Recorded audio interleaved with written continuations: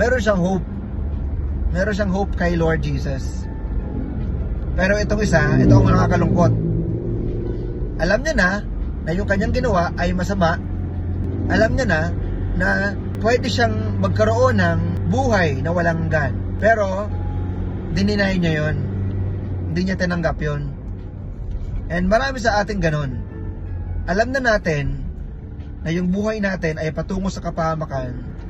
And yet, we choose to disobey God.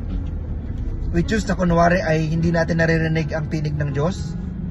And sa totoo lang, naririnig mo naman talaga siya.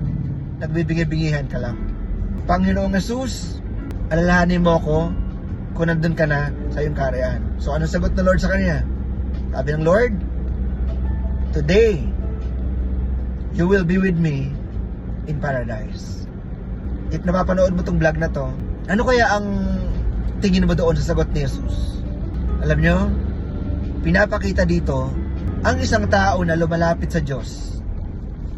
Ang isang tao na gusto magkaroon ng kaligtasan, hindi niya kailangang gumawa ng mabuti muna para maligtas.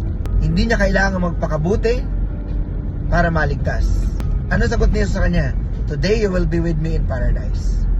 Kasi alam nyo, yung kaligtasan, hindi ito binabayaran.